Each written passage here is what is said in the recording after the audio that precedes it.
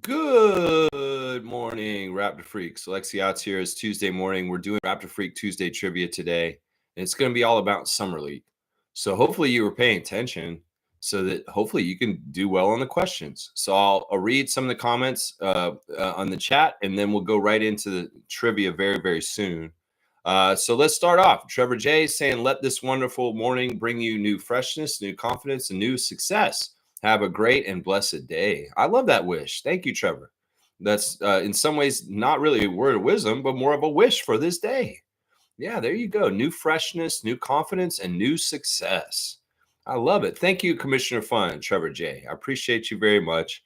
He's bringing us some bad news here, sad news about Malcolm Jamal Warner yesterday. I was shocked to see this yesterday when I caught it online.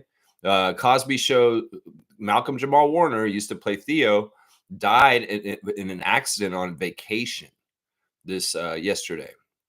They're saying he was drunk and he drowned. Yeah, I mean, I don't want to play conspiracy theorist or anything weird on this, but I just feel sad about this. He's 56 years old. He's somebody that a lot of us, grew up watching. In some ways it's weird because, he was on the most popular TV show on television for the longest time. He made a certain amount of money off of syndication for the longest time. And then it didn't anymore because of certain things. Luckily, Malcolm Jamal Warner had a very prestigious career post Cosby Show, doing many different sitcoms and different projects and continuing to work in the industry beyond the Cosby Show. And, this is so out of the left field and out of the blue. This news to me, it's just sad. It sucks. I hate it. I hate it so much. Rest in power to Malcolm Jamal Warner and all the people that love him, his family and friends, and all the fans around the world. I feel for you because I'm with you. I'm with you. It's just sad. It's sad. This is way too young. Way, way too young. James is here. Good to see Raptor Freak James. Let's see what he's saying. Chris Paul signed with the Clippers. Thoughts? Yeah, we knew this was going to happen. That was said about a week or a week and a half ago that Chris Paul's most likely to sign back with the Clippers. And well, it makes sense. And now they've got this, they really are the retirement home over there. These guys are their age bracket. Well, it ain't like the Thunder. That's for sure. It ain't like the Raptors. These guys are up there. They got a whole starting lineup of old guys now with Chris Paul, Bradley Beal, James Harden, Kawhi Leonard. Yeah. Yeah. And they even got two centers too. They got Brook Lopez in there, make it a really, really old team. Brook Lopez has been around forever too. So, yeah, Clippers are old. Sorry. A little Tim and Eric influence there. Sorry. Also, James is letting us know, and this one hit hard too yesterday.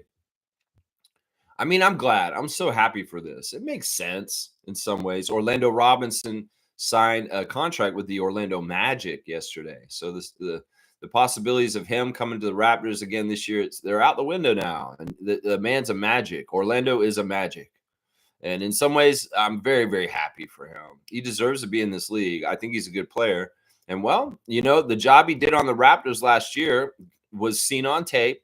And obviously the Magic were like, yeah, we could use Orlando on our team for some center depth and bring him in. That's too bad we didn't do this. Seriously, Bobby Webster, what's going on, man? Why couldn't we have Orlando Robinson on our team in training camp for this year coming up, please? Nah, it's too late. He's signed. Orlando is on Orlando now. It is what it is. Two-way contract. Okay. See, we could have. I mean, it's not that we have a two-way available right now. I'm also hearing that the Lakers are going to give Christian Coloco a two-way for this year, so that they haven't given up on him. He's going to stick around on the Lakers as a two-way contract. So, yeah. Trevor J saying people are going crazy with that post by Clutch about Ingram and the Raptors. What are they going crazy? What do you mean? He's just saying, are they saying, I don't know what their opinions are. In some ways, I don't know what they're saying. Like, I mean, what he said is true, but I don't understand why they're going crazy. What are they going crazy about it? It's just Rich Paul talking about how the NBA is changing. Are the people being negative about it? Are people being positive about it? What are they saying, Trevor? I don't know. I don't know what people are saying. I don't listen to them. They're idiots. I don't listen to them, so I don't know what they're saying. All right, let me keep going. Trevor's bringing up the fact that RJ Barrett was at the Raptors basketball academy yesterday with the kids. I don't know if that's actually held at OVO, just so you know. I don't know if that's actually at OVO, Trevor. But yeah, they're at the Raptors basketball academy yesterday. He was a special guest and he was out there having a blast, man. He looks like he's so fun to be at the camp with. Those little kids are just enjoying themselves being there with RJ. RJ throwing down some dunks, did an alley oop, even hit a half court shot, which is pretty dang cool. Yeah. I'm really, really happy to see RJ smiling and around the Raptors basketball academy. That's pretty cool. James is saying Pistons were the 6th seed last year. Do you see us being better than Detroit? It's going to be interesting because, like I said, they lost some of their veteran leadership, but they're getting Jaden Ivey back. I don't know if that's actually good. Jaden Ivey is one of these players that I don't totally believe in, that he may be a careless kind of like loose player that's not playing really solid. And he could actually be worse for the Pistons playing more than being out last year. I don't know. Dennis is gone. Tim Hardaway Jr. is gone. Malik Beasley's looking like he's in trouble with betting. Detroit is going to have Cunningham, sure, and he's going to continue to grow. Jalen Duren, Stewart. There's all kinds of different guys that they've got on that team that are good. But once again, they shuffled up their roster a bit. They didn't keep the same nucleus. So there's no guarantees that the Pistons will continue their good feelings because when you make some changes, even if they're not the main players, you're still making changes. And it can change things. So we don't know what's going to happen with the Detroit Pistons. I think we'll be better than them. I'm going to say this right now, James, and you can put a pin in it on me. I think we're going to finish higher than them in the standings. Somehow, some way, we'll be better than the Pistons this year. I believe it. I believe it. That's right. Monique is here. Good morning, RaptorsFreak crew. I had a feeling it's Summer League trivia. Well, you've noticed the pattern, haven't you, Mo? The Tuesday after Summer League is always Summer League stats. This is actually the 4th time I think I've done the Summer League stats for the trivia. So yeah, most good at recognizing patterns. That's why she's good at what she does. And well, she was pretty sure it was going to be Summer League trivia. Well, you were right. You got me. You got me, Mo. You definitely got me on that. That's right. Mo's so smart. Trevor's saying, see y'all tomorrow again, by God's grace and mercy. See, Trevor's on work. He's not on vacation anymore. Summer League's over. Trevor's at work, and Trevor's got to go back to sleep so he can get a little bit more rest before he does the work at the trade show out there. So, Trevor, I wish you all the rest, and I hope you feel refreshed and ready to do your work. That's right. I know you're going to. Yeah, I'll see you tomorrow. Thank you for coming in this morning. Mo's saying, interesting thoughts by Rich Paul regarding Brandon Ingram. Your thoughts? Well, Mo, it's basically, I did talk about this yesterday on the stream, actually, because I went over the story yesterday. I'll basically say it again. The middle class of the NBA is ruined. And in some ways, Brandon Ingram would be in that middle class unless he holds a max level contract through trade. If he tested the free agency waters this summer, he probably would have gotten paid way less and somewhere else or something like that. The Raptors wanted him and they put a stake in him. Now, I don't know what Trevor's alluding to as far as like these people are saying all this stuff about it. I don't know what they're saying. I don't care. The noise is stupid anyway. If Brandon Ingram's a top level player and he's a badass and he plays really well for us, it won't matter what we paid him or anything like that. Once again, I think his contract's going to be pretty good. But Rich Paul is looking out for his client and saying, you know what, you won't go in a better route in free agency. You're better off in a sign and trade. And let's see if we can hook something up with the Pelicans and the Raptors for that to happen. And boom, that's how it happened. And Brandon stays among the more max level paid players instead of going down where Gary and Precious and Chris are and not getting paid anywhere near what they should be paid. Seriously, the middle class in the NBA, just like the middle class in society, is going kaput. And there's just a very small percentage of max players on each team that make these huge contracts. They're like $400 million for this many years. And then there's everybody else. They're going to get paid the same. And that means players that are really good, like Gary Trent Jr., Chris Boucher, Precious Achiuwa, players that are talented and pretty good. They're not going to get paid what they would have gotten paid 5 or 10 years ago, which would have been in the middle. No, there's no middle anymore. There's either you're paid a huge amount or you're right at the bottom. And that's it. And Brandon Ingram was saved by Rich Paul to stay up near the top with the higher salaries. by making the decision that he did. So Mo, that's it right there. If you want to understand it there. Trivia time coming from the commissioner of trivia, Adriana. Thank you for being here, Adriana. It means so much to me that you're here to still do trivia and help us out with this. I appreciate you so much. Thank you for being here. I hope you're having a fantastic morning. Fiercely saying, good morning, fam, and happy trivia day. Annoyed Orlando Robinson signed elsewhere, but still wishing him success. Who would have thought he'd get signed before Chris Boucher or Precious Tue or some of these other free agency people that are still out there? That's amazing. So, yeah, it is what it is. I'm happy for Orlando. It's kind of fitting. Orlando in Orlando. In some ways, I wish he was on our team, though. I really do. She's got the Kleenex out. She's so sad about it. Oh, Chloe saying it's about the penny pinchers bitching. We didn't play hard ball with BI.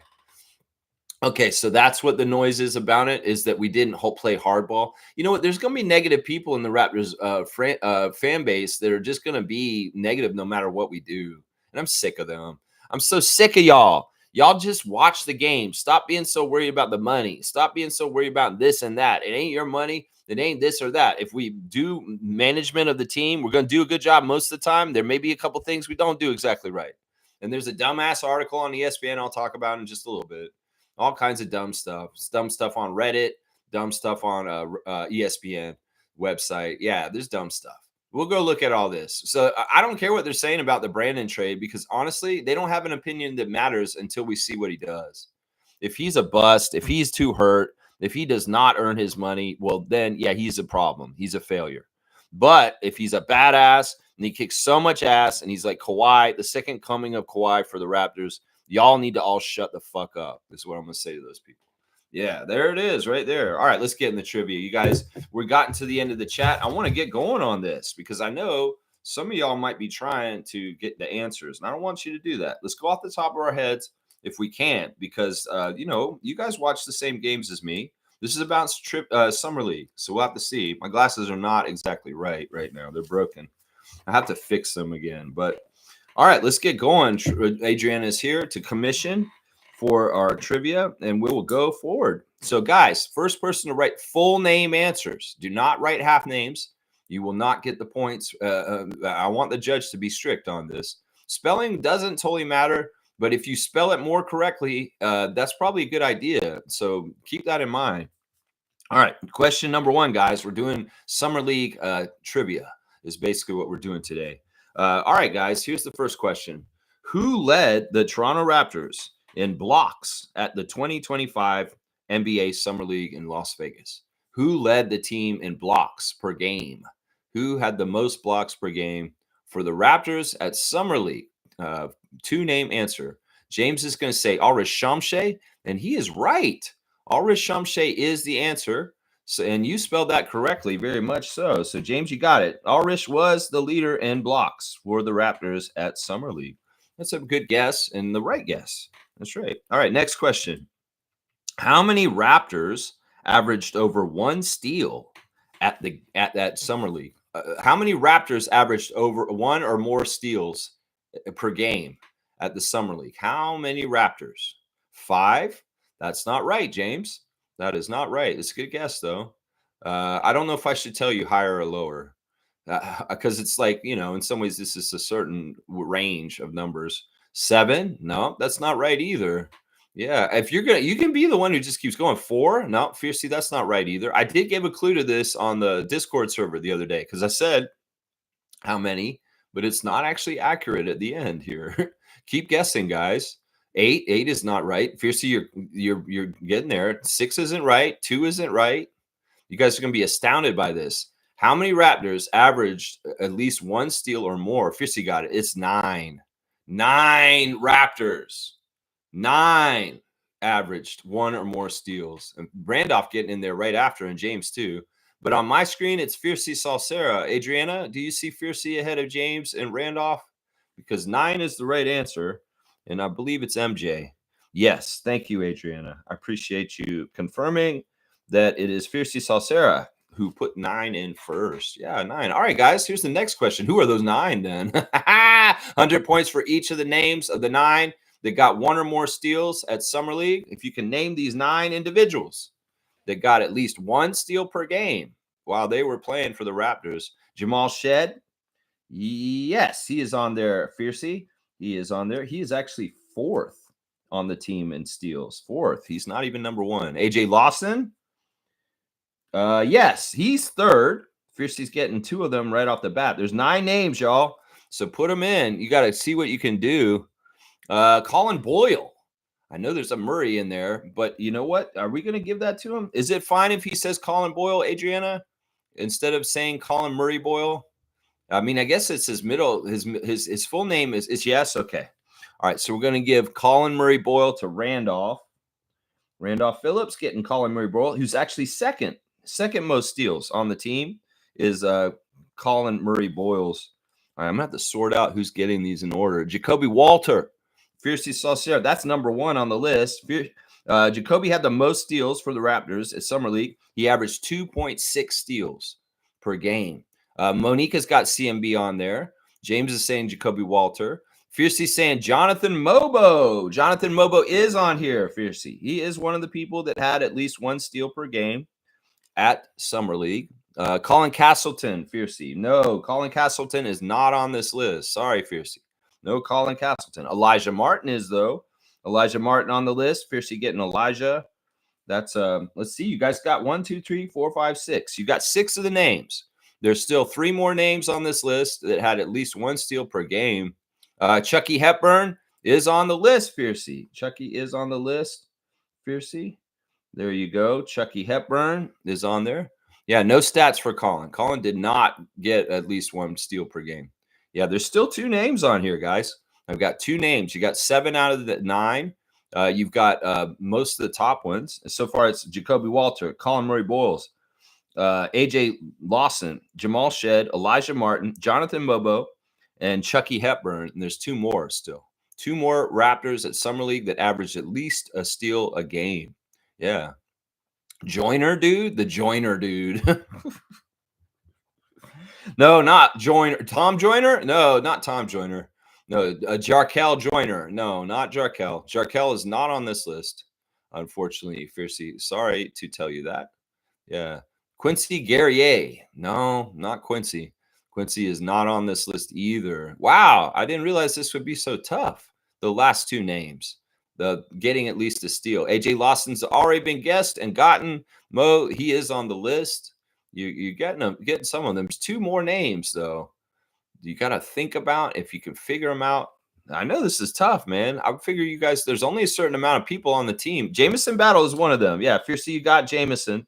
Jamison averaged 1 steal per game. Exactly. So he is right at it. He was the last person who got added into this. He had a couple of steals in the last game against Sacramento, and that got him into this group. There were only 8 that averaged a steal per game until Jamison got a couple of steals in the last game, and he came into this group at the last game. So, yeah, Jamison Battle is the 9th player. There's 1 more player you guys have not mentioned that is on this list that averaged at least a steal per game.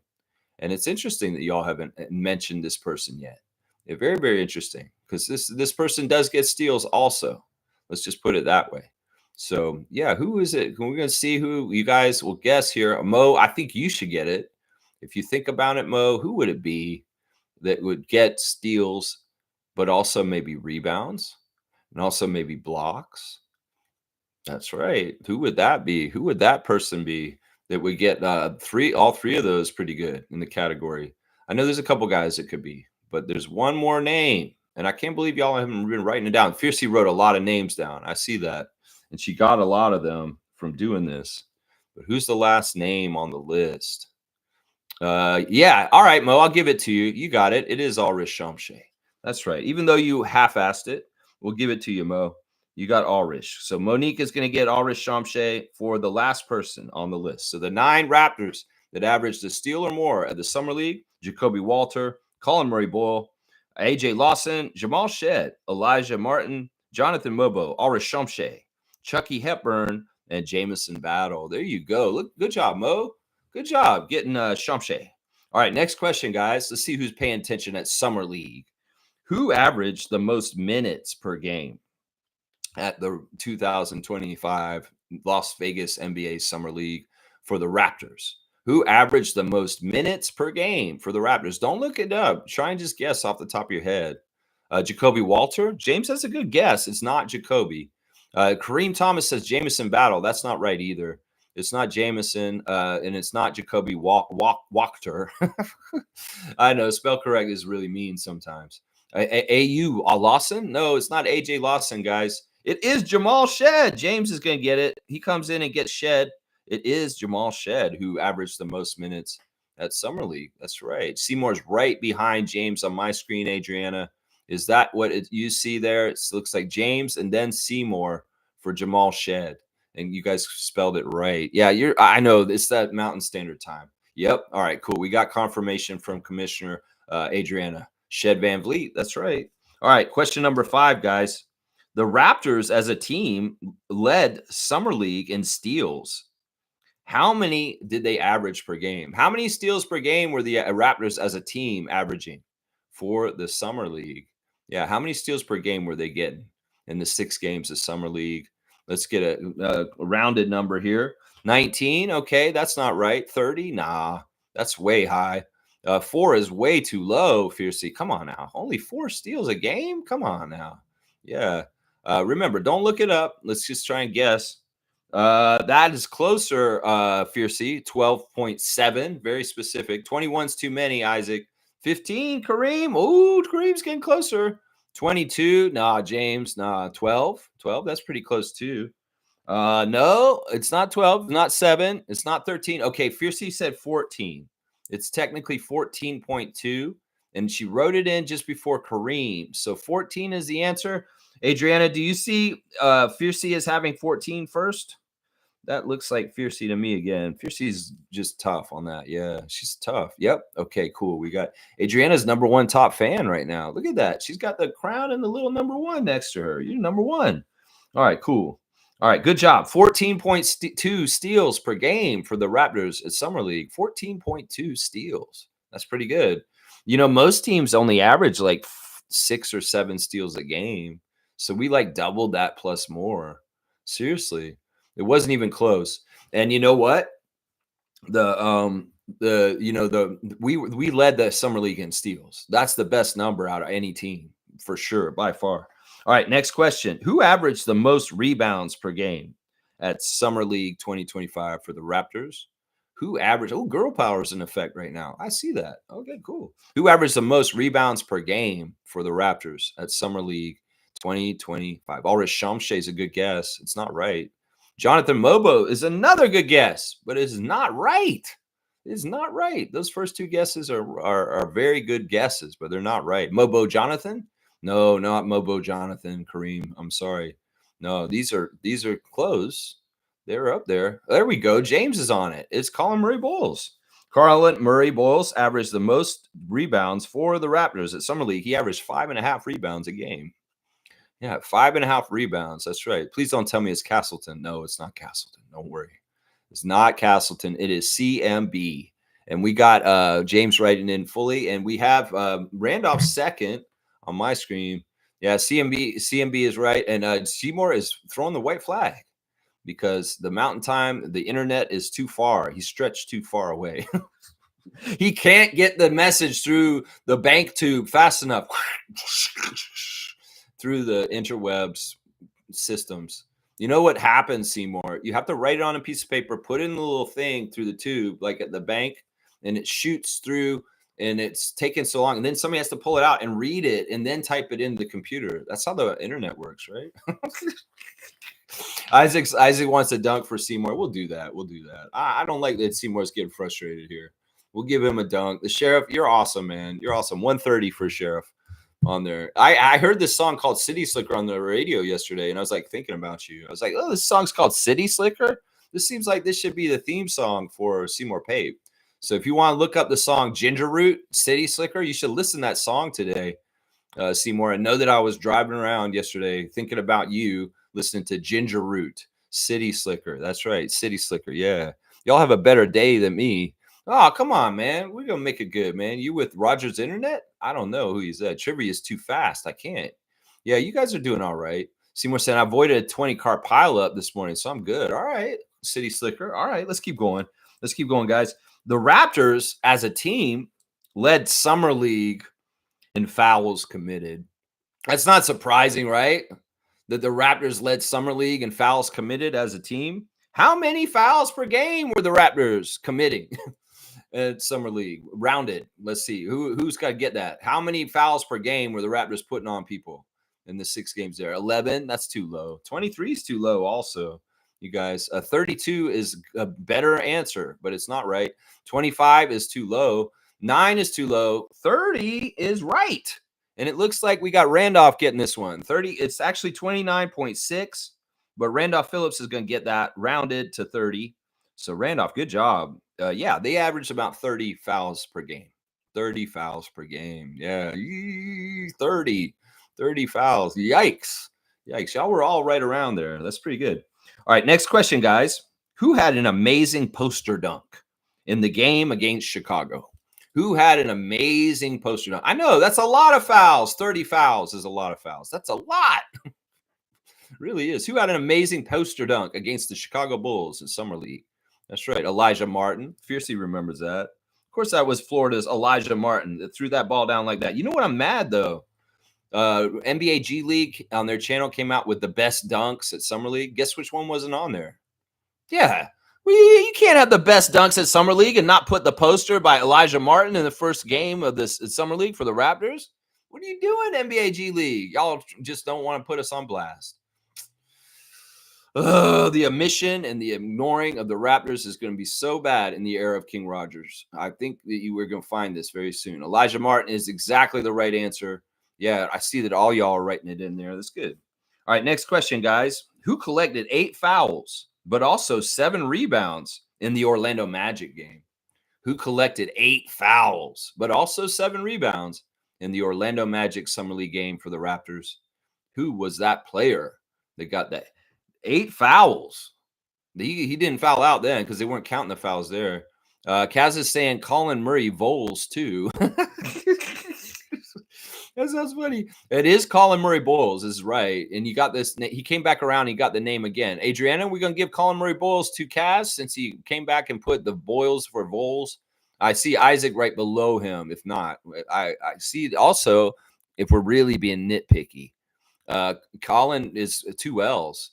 And Isaac did not do the second L. So, yeah, Adriana's saying it's Kaz. Kaz is getting that one. Colin Murray Boyles is it. Sorry, Isaac.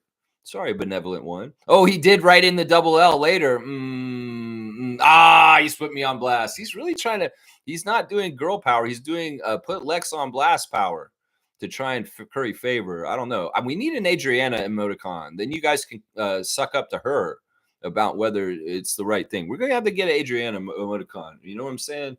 That's right. Girl power. That's right. No, it's going to be Kaz this time. Sorry, Isaac. Sorry. You get a lot of points all the time. All right, let's keep going. All right, guys. You know, the Raptors led Summer League in fouls, right? But listen to this. The Raptors also led Summer League in these 2 categories also. What 2 categories did the Raptors lead in Summer League other than fouls and steals? What were the other 2 categories that they led the Summer League at all 30 teams? Turnovers. No, they didn't. They didn't lead in turnovers, thank goodness.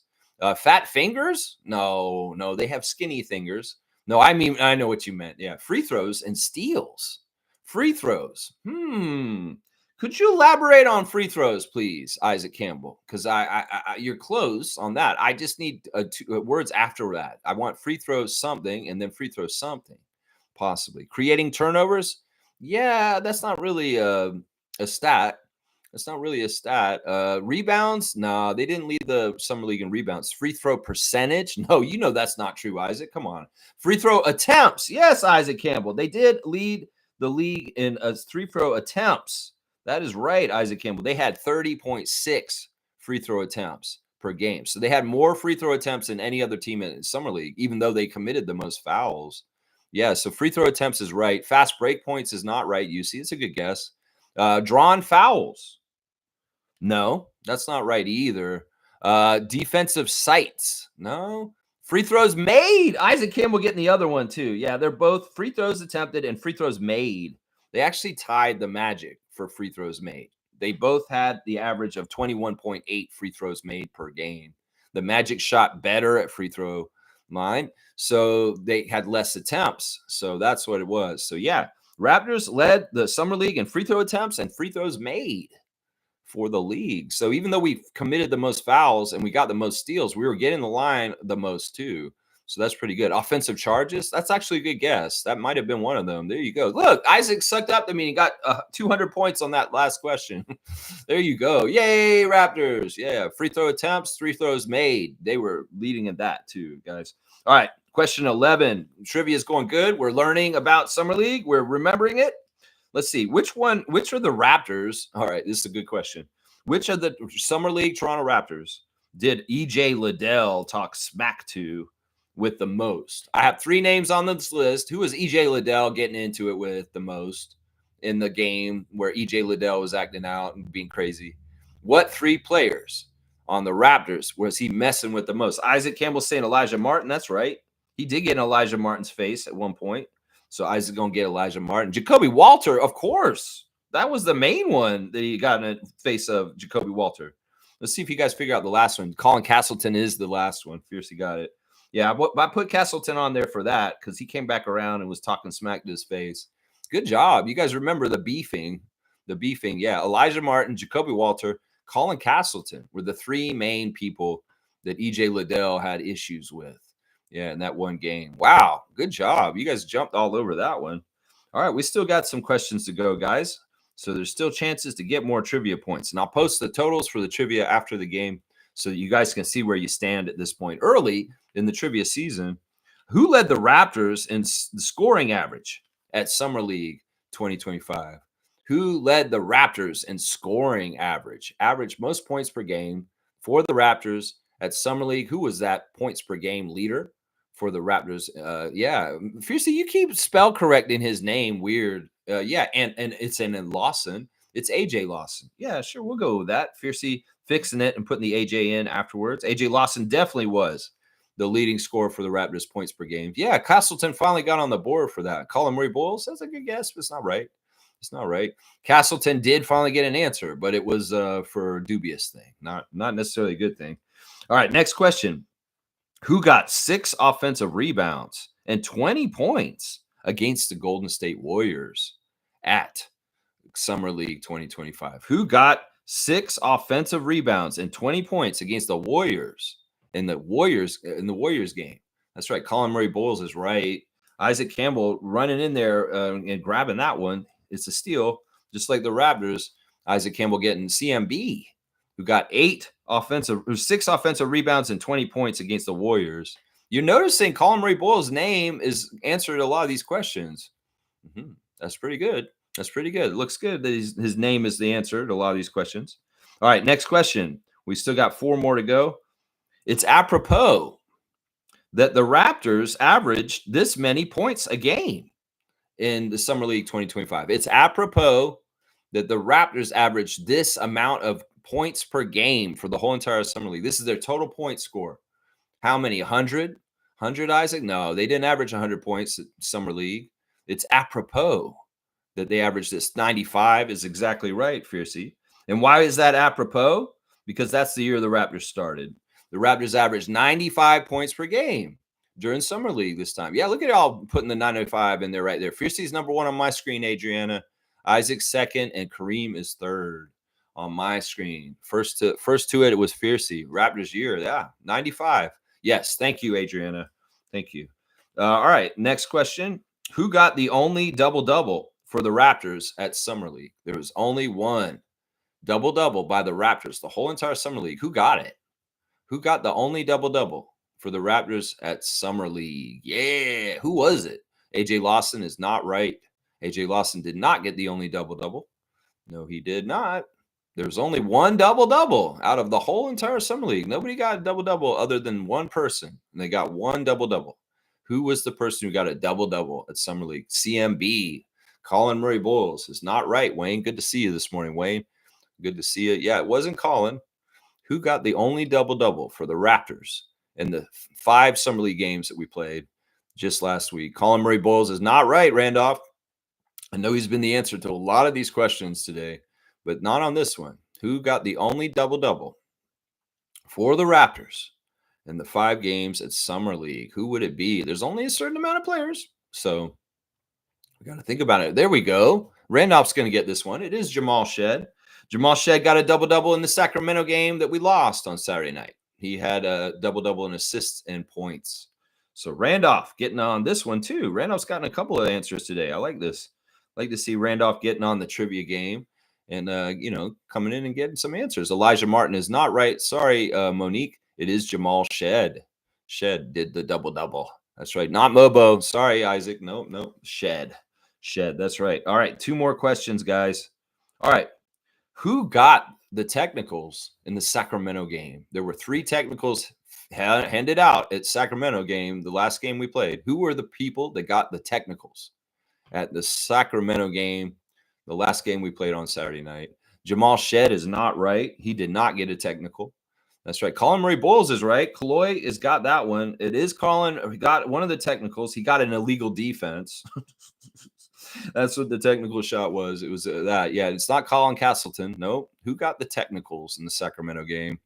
Colin Murray Boyles is right. Whoa. Don't half-ass me, Wayne. We don't half-ass here. You're going to get seagulled if you're not careful. That's right. Colin Murray Boyles definitely got one of them. James Wade is right. James Wade got the other 2. He got him, and he got his way out the game, and he had one of the most epic ejections in the history of the NBA. Yeah, James Wade got 2 of the 3 technicals and got thrown out in the last minute of the game. We remember this, right, guys? Yeah, so James Wade, Colin Murray Boyles got the two people that got the technicals in the Sacramento game. Good job, Wayne. Yeah, of course it was Coco Wade. How can we not forget? I had to have him as one of the answers, right? Yeah. So it was James Wade and Colin Murray Boyles was the answer for the technicals. That's right. Last question of the day, guys. All right. And this is a good one. There's a lot of names here, so get ready. Type it in quick because you can get one of these answers. There's 7 answers here, guys. Which 7 Raptors played all 5 of the Raptors Summer League games? Which 7 Raptors appeared in every single one of the Raptors Summer League games this summer? There were 7 Raptors that played in all 5 of the games. Who are those players that played in all 5 of the games? Jacoby Walter. Fiercy is going to take Walter from the start. Fiercy's got fast fingers. So in some ways, that's why she's so good. She has fast fingers. Isaac, what are you doing with your half-assing? Not only that, you got 1 out of the 3 names. Come on now. Jamal Shed. Wait. Oh, you're fixing it. I see. You got Colin Murray Boyles. Yeah, Isaac, you get Colin. Colin Murray Boyles did not play all the games, though. You're wrong. He missed the first one, remember? Jamal Shed is right. Fiercely going to get Jamal Shed. Jamal Shed is on here. Let's see. Logical is saying Jamal Shed. Good morning, Mike. Good to see you here.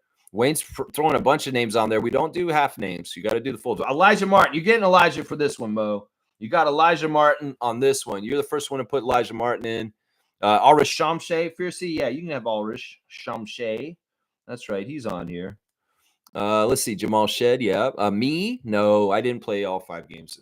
Colin Castleton's right. Randolph is going to get Colin Castleton here. Yeah, Colin Castleton did play all 5 games. That's for sure. Chucky Hepburn. Yeah, Fiercy. You're right. It was Chucky. Chucky was there. All 5 games. That's right. AJ Lawson. No, AJ didn't play the last one, Mike. He sat out the last game, and that was annoying. Trust me. There's one more name on here you guys have not named that you got everybody else. You got 6 of the 7. There's one more name of one person that played in all the Summer League games for the Raptors that you have not named. Yeah, AJ missed the last one. Colin Murray Boyles missed the first one. And then there were a lot of other guys that missed a lot of them otherwise. So, yeah, you got to remember who is the last name. You guys got Jacoby Walter, Jamal Shed, Elijah Martin, Ulrich Shamshay, Chucky Hepburn, and Colin Castleton. Who's the last name? Jamison Battle. That's right, Mike. Logical Raptors fanatic going to get the last one. Jamison Battle was the last Raptor that played in all 6 games. There you go, James Battle. Yeah, good job, y'all. You got the trivia. Good job. We got a lot of names on here. As I said, after the stream's over today, I'll add up the totals, and I'll put the totals for the Raptors Freak trivia standings currently up on the comments on the stream within 10-15 minutes of being off the air. So, yeah, good job, y'all. Was that fun? Dude, it's an annual thing. Monique knew I was going to do Summer League for trivia. She just knows the pattern. She knows the pattern. This has been something that has happened. The summer league stats will be a trivia after summer league. That's usually true. Yeah, look at Adriana. She's saying, good job, everybody. She's number one, guys. That's right. Bask in the greatness of Adriana. Commissioner Adriana is the best. She's the most benevolent and amazing commissioner ever in the history of trivia commissioning. That's right. All right, let's get on forward into other things here. If you guys want to talk about trades, first of all, I want to talk about online sellers, guys. Online retails, it's Prime Amazon Day or whatever sometime. I don't even know when it is. I don't care. I don't participate. It's really bad to buy from Amazon. It's not very good to buy from Etsy either, guys. Actually, Etsy's worse than Amazon, apparently. Looking at this thing here, Wayfair, really bad. Clearly, yeah, don't buy from them either. If you guys want to buy from online retailers, because it's nice to get stuff to your house, well, I got some information for you on where you could buy more Canadian if you're going to buy through online. The number one online retailer in Canada that is Canadian owned and has a strong Canadian presence, but not all their products are Canadian, of course, because that's just the nature of online retail, is Indigo, guys. If you can buy things through Indigo, you're actually supporting Canada best. I know they sell primarily books, but you would be surprised actually at what Indigo can sell you. So that's an online retailer that actually ranks really high on the Canada score. They got a 9 out of 10 of supporting Canada. So Indigo, buy from Indigo Books. Indigo is a fantastic place to buy from in Canada. Another great site, if you're going to buy online, is well.ca. Well.ca is 100% Canadian. It was acquired by the firm Birch Hill Equity Partners in September of last year. And yeah, I don't know what they sell on there, but well.ca may be a really good place to source online retail if you want to buy things through the computer. Forget about Amazon. Fuck Amazon. Fuck Jeff Bezos and his renting out Venice and Italy ass. No, go to well.ca or go to indigo.ca. Those are two pretty good places. Another place that you can buy online if you want to buy things online through retail is the Home Shopping Network. No lie. Seriously, Rogers owns it. Unfortunately, King Edward owns it, but it is owned by Canadian company Rogers. So in some ways, the Home Shopping Network is actually a good thing to buy through because it's actually a Canadian company. So there's a couple of your choices. Essence is another one. Essence. They're out of Montreal. If you see Essence as an online retailer, they're not bad also. So yeah, a little bit of the straight goods on Canadian goods. If you're buying online through retail sites, Indigo, let's go. Well.ca. Two fantastic websites to buy stuff through. Yeah. Two fantastic stuff. Two fantastic sites. That's right. Fiercely saying Summer League was nice to watch. So much talent we have. It was great. It was a fantastic time. It was awesome. The Raptors were really kind of one of the top teams at Summer League, but you wouldn't know it by the coverage and the people. The broadcasters during when we were playing, they were very glowing. But overall, ESPN and sites and overview of the Summer League, they do not talk about us at all. But for some reason, ESPN has this proclivity to want to rank everything and grade everything and tier everything and all this bullshit. What is your deal, ESPN? Like, seriously, I get it. You're trying to prescribe what the reality of the world is by making your own tiers and grades and stuff to garner perception to what you want it to be. There's a lot of bullshit. Like, there's an article on ESPN.com this morning, franchise shifting trades to draft disasters, roster mistakes for all 30 teams since 2020. Oh my gosh. And they're trying to say that the Cavaliers have barely made any mistakes. They're the least mistake-ridden team in the league, which is kind of bullshit. The number one team with mistakes is, according to them, the Dallas Mavericks, and that's for trading Luka. Obviously, that makes it. It's number two on the list is Phoenix, and that is for trading for Kevin Durant and Bradley Beal. Yeah, these are huge mistakes. I'll agree with that. Number three on the list is trading for Dame Lillard is the Milwaukee Bucks. Yeah, I can agree with that one. The fourth on the list is the Brooklyn Nets for trading for James Harden. Yeah, these all make sense. Number five is having Tyrese Halliburton and De'Aaron Fox and then losing them both within the last 3 years is the biggest mistake that the Kings had. So those five are the worst franchises with the worst terrible trades that have happened. Tier number 1. The next tier, Atlanta is number 7, or no, New Orleans is number 7 for trading to get DeJounte Murray. And then 7, Atlanta also got 7th on this list for trading for DeJounte Murray. So it's like the same thing. Like Atlanta and New Orleans, both of their mistakes was the same player on this list. Number 6 and 7 is crazy. Number 8 is Memphis Grizzlies, and they're saying their biggest mistake was trading for Marcus Smart. That's ridiculous. What about, no, I don't even see, how do they know that's a mistake? I don't know. Anyway, they put the Raptors at number 11, just behind the Sixers, who they're saying that the Sixers' biggest mistake was committing $400 million to Paul George and Joel Embiid last year, which is hilarious. But this is what they're saying about us. We have the 11th worst biggest mistake in the NBA. That means top 15, worse than more than half of the league.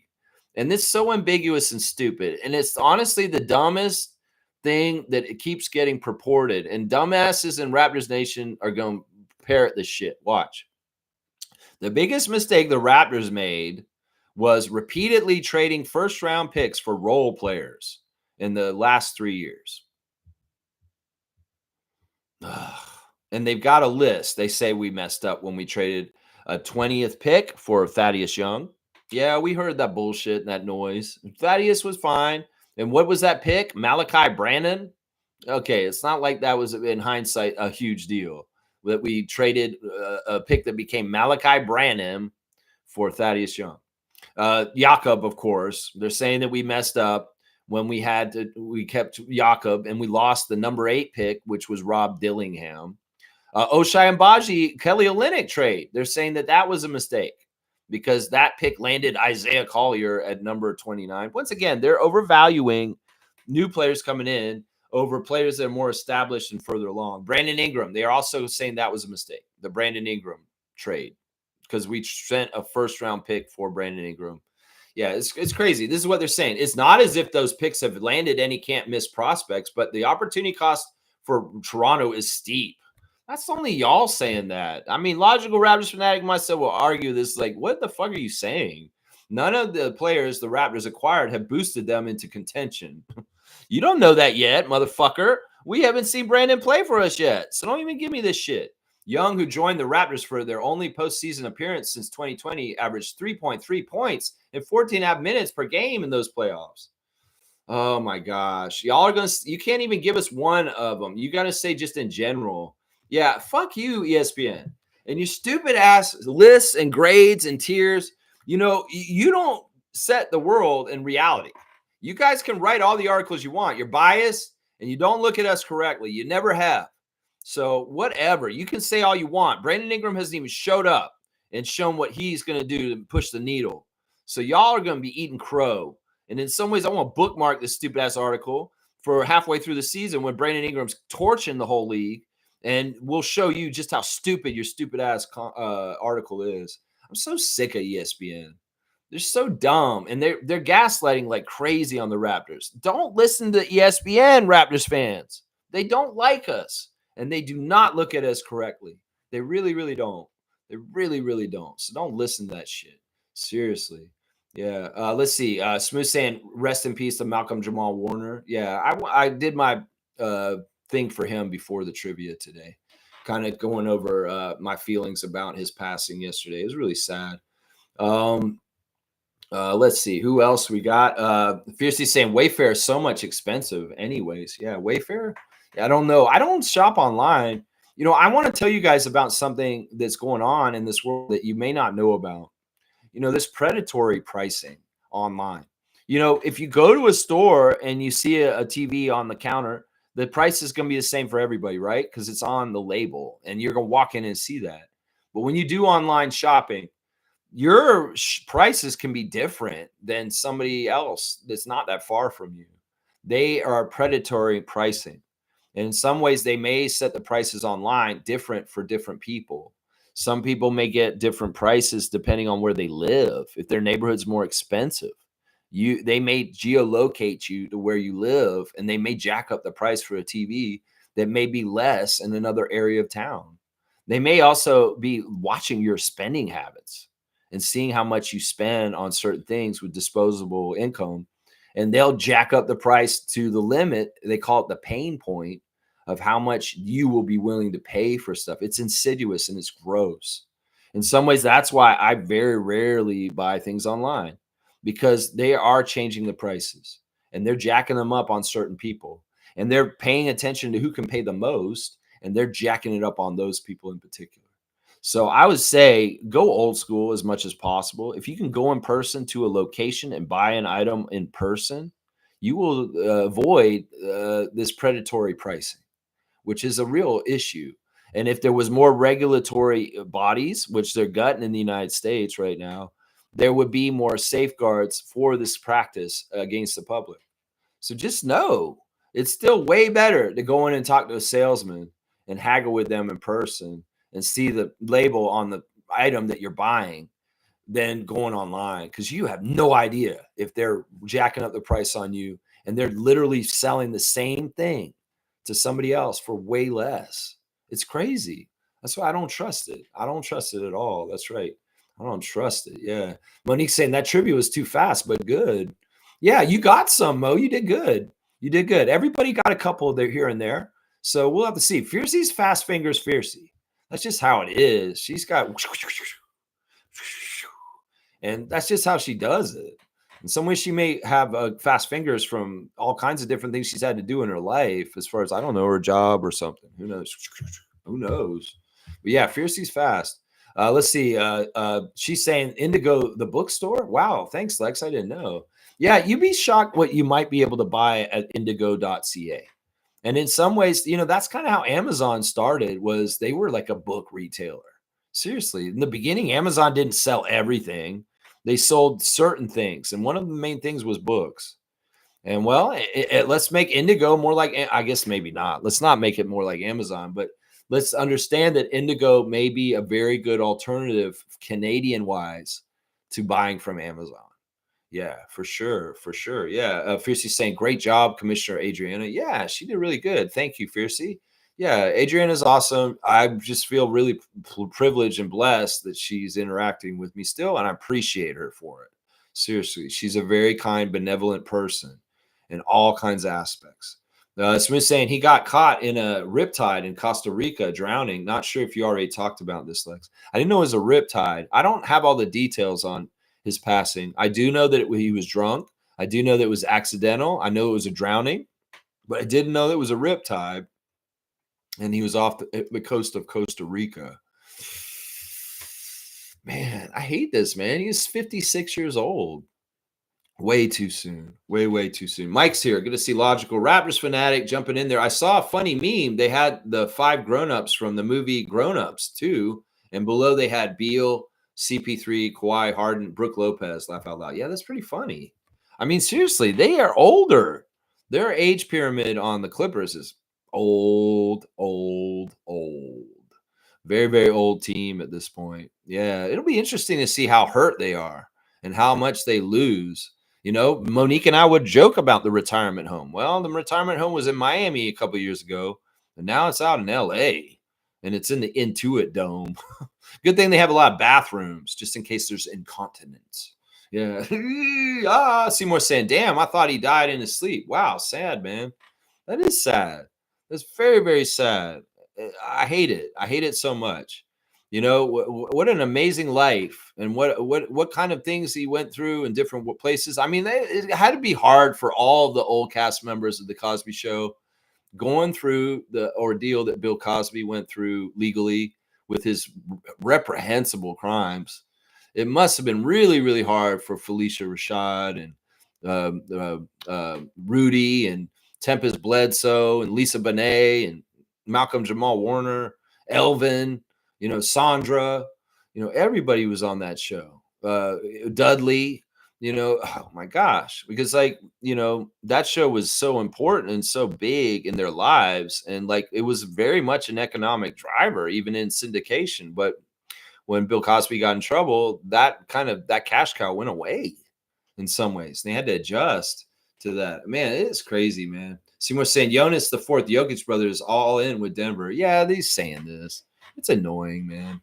I get it. In some ways, like once again, my stance on this once up a front that nobody ain't got no problem with that country. They're going to do everything they can to fix that. And that the way they so loudly that, oh no, Jonas wants to be here for sure. And they're putting out so many articles about it. It just shows just how desperate they are to close the narrative of why he doesn't want to play for the Nuggets.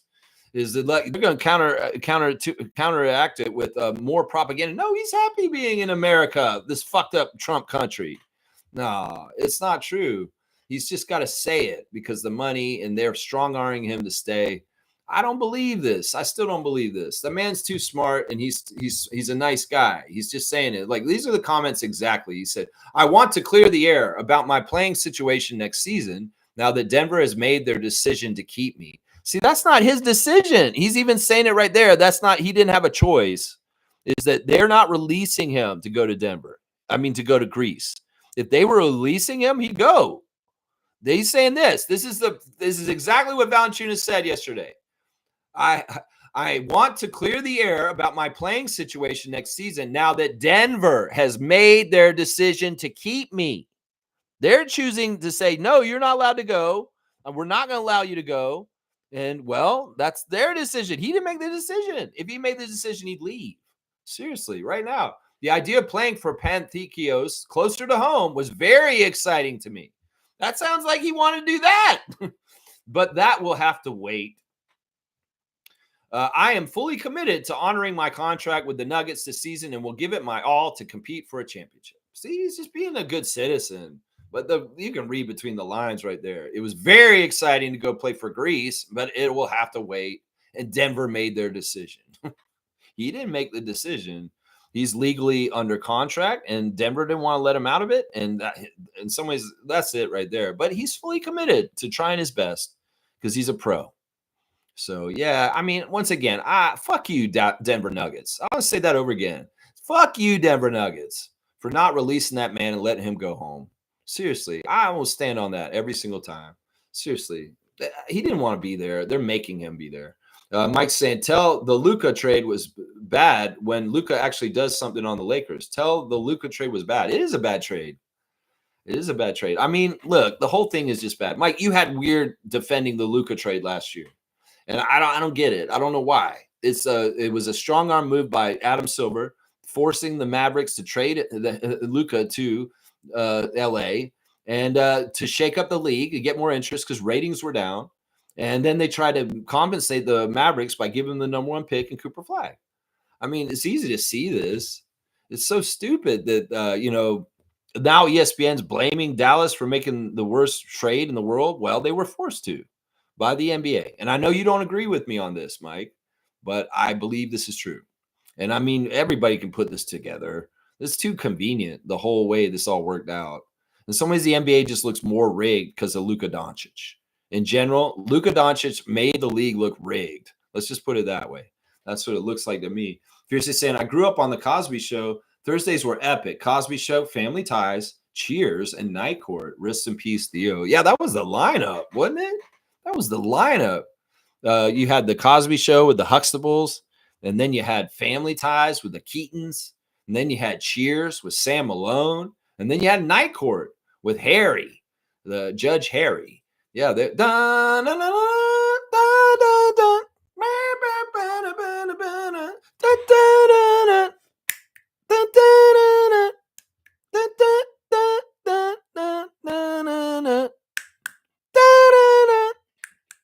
yeah, that was, man, NBC Thursday nights juggernaut, sitcom ratings out the wazoo. Hello, everybody watching that Thursday lineup. That's for sure, MJ. That's right. That's right. Smooth saying Chris Paul re-signed with the Clippers. That team is very old. Wow. Mm-hmm. Yeah, very, very old. Let's see if they got one more try. This could be some sort of weird movie. The old guys. We only got one more in the tank, James. We better go for it, Kawhi. Now we've got Bradley and Chris with us and Brooke Lopez. We're going to go for it. It's now or never. We're going to be old soon. We're so old. I mean, it could be kind of an interesting movie like that. Seymour saying Night Court was hard, not going to lie. Yeah, you know, Bull Shannon, the bailiff, Bull. Richard Mull, very, very tall, interesting man, bald. Yeah, and then the other bailiff, Marsha Warfield. Woo! You didn't mess with Marsha Warfield. No, no, no, no, no. She set people straight with just a look. Just a look. She'd be messing people up in there. Yeah, Marsha Warfield. You remember her. That's right. That's right. Mike's saying the Thad trade was a 10 spot move back. We picked Koloko. Shaking my head. No, they're going to spin it any which way. And Raptors fans that kind of don't really like the Raptors are going to take it and tear us apart from within our fan nation. What is wrong with y'all, Raptors Nation? You love your team or not? Why are you so picky? Why are you so stupid? Let's go look at them real quick on Reddit. They're weird right now. Here we go. First on Reddit, they're saying Valanciunas confirms he'll play for the Nuggets next year. There you go. Here we go. This guy here. All right, this is stupid, man. Why do people write this on Reddit? All right, let me read this. Next year, I predict, Scotty Barnes will have an okay season, but not to you guys' standards, and his whole fan club will become his haters. His defense will be good, though. BI will do BI things, but will end up being injured 20% of the games. I believe he would put up some pretty good numbers next to the guy I'm going to talk about next.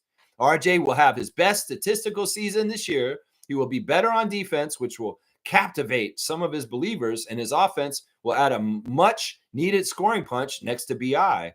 IQ is really hard to figure out. He may have a good season. He may have a bad one. I just don't know. Some of you crazy fans expect him to be becoming a Tyrese Maxey. I knew that wasn't ever going to happen. I think he'll have a productive 17 on 43% field goals. Yak is going to be Yak reliable. Are we going to make the playoffs? I think so.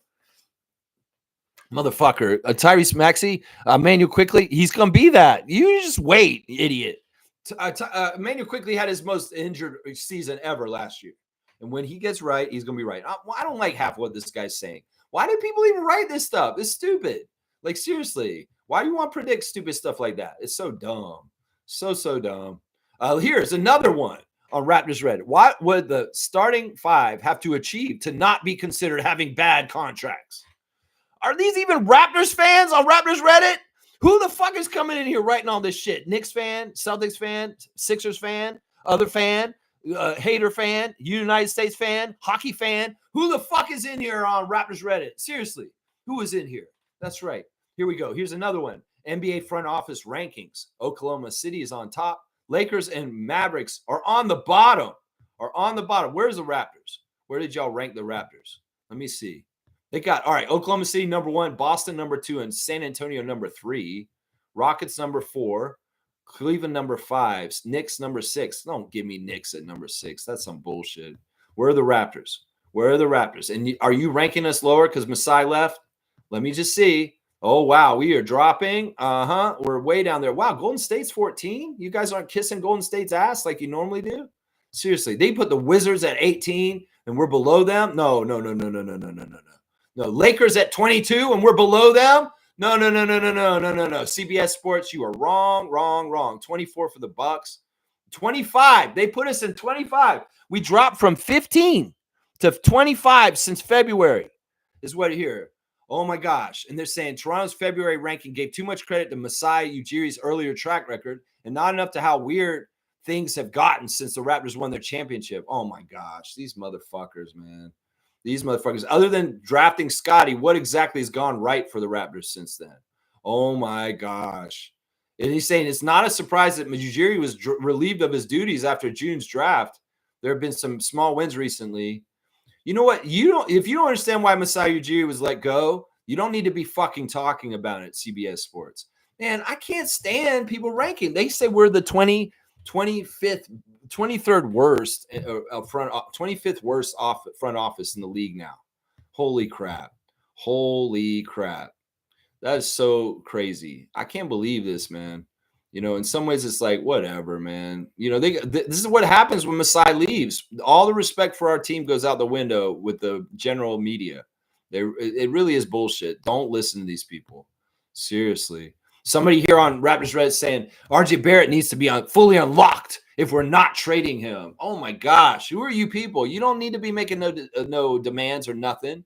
Y'all aren't like this. All right. Seriously. Y'all don't need to be making demands. Raptors Nation, you idiots. Oh my gosh. All right. Enough looking at Raptors Reddit for today. Holy crap.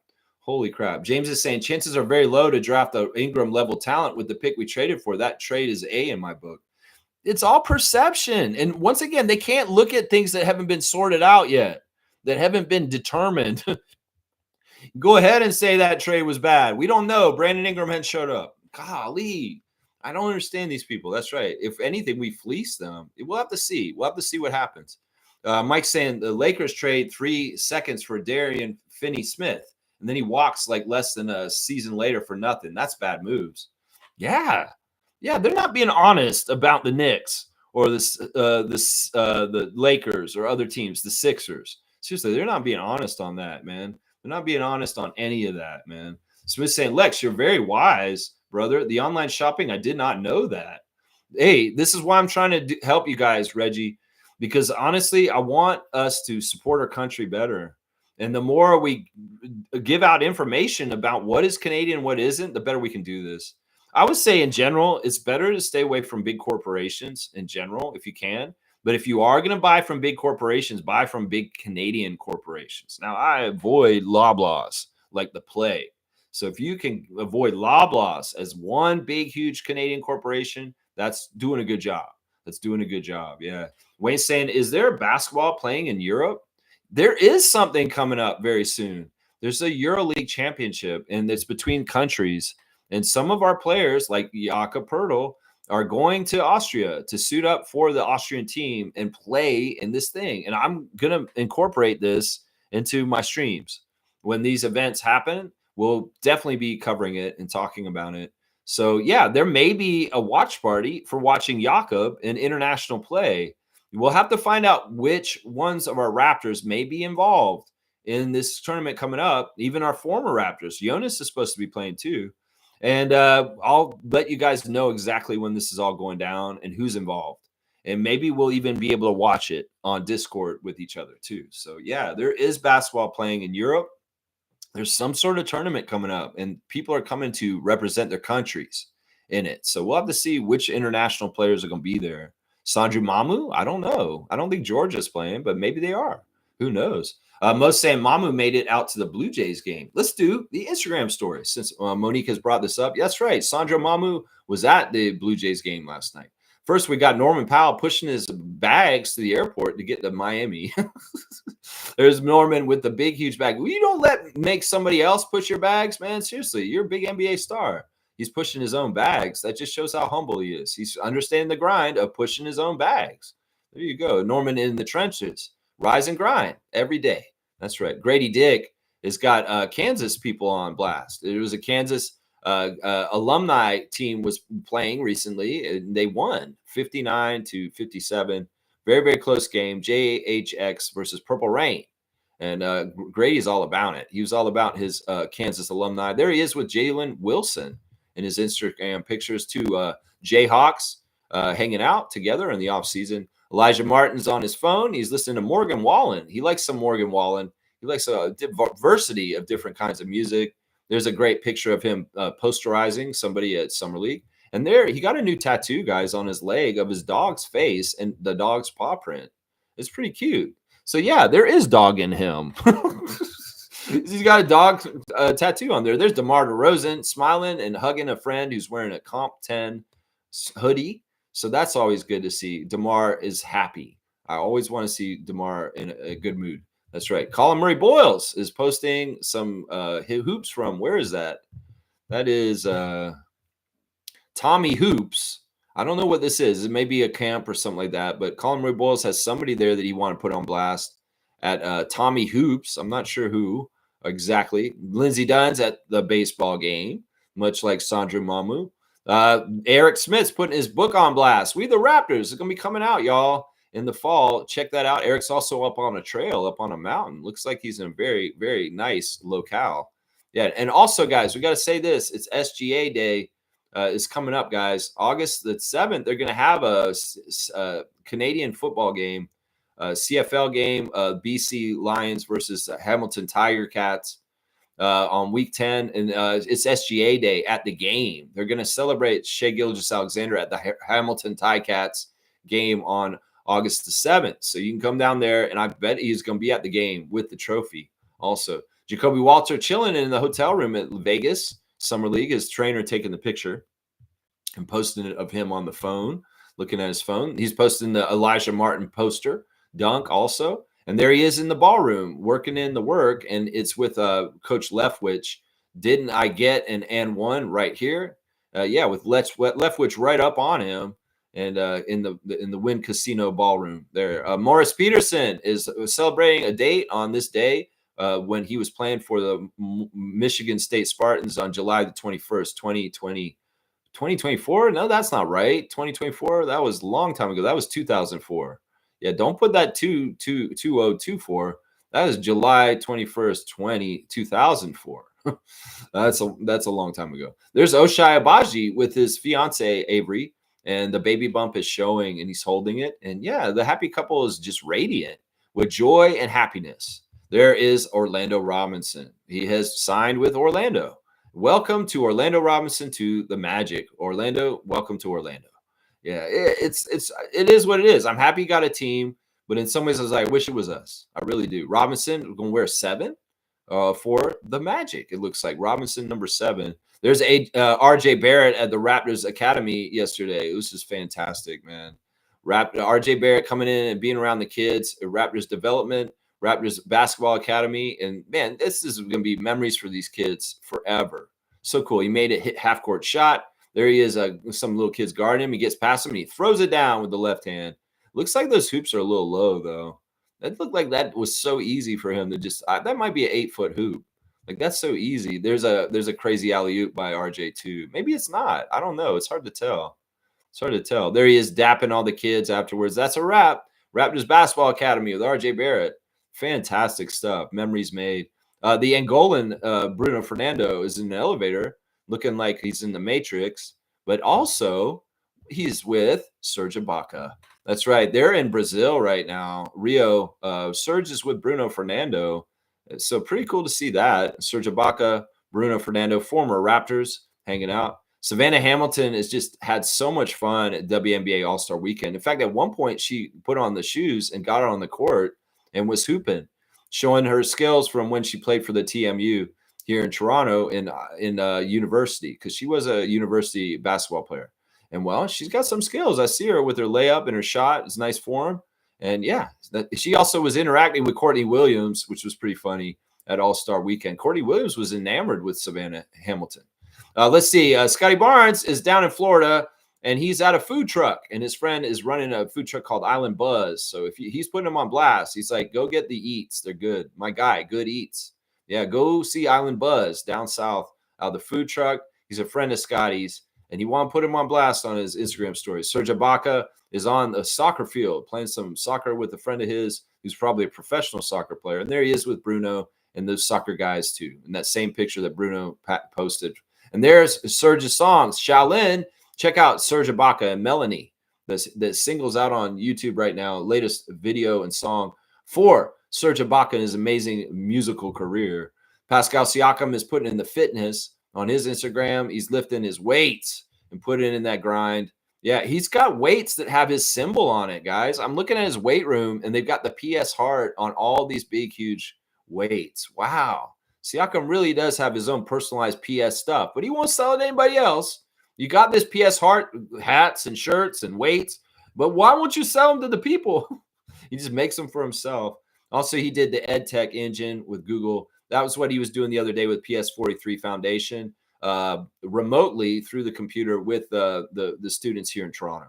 So that's good stuff. There's Mamu at the Blue Jays game. Let's get it, Blue Jays. Sandra Mamu saying that and being really close to the field. Hope you had a good time. The Blue Jays won. I've heard that they won their 11th game at home in a row, which is kind of a record recently. That's pretty good. Jameson Battle with a picture of him at Summer League looking fierce. I think Jameson's really embracing this dog thing he does with doing all his crazy faces. So he's into that. Coach Andrew Jones has got Ava Jones on blast. Ava be hooping. She's doing the drills around the stuff. She's getting taller. She's very agile. She can't stop.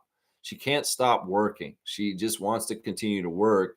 And then there's a fun after workout picture of her in the car with her glasses on, her heart glasses. Ava Jones is going to be somebody. I'm telling you right now, I can tell. She's coming.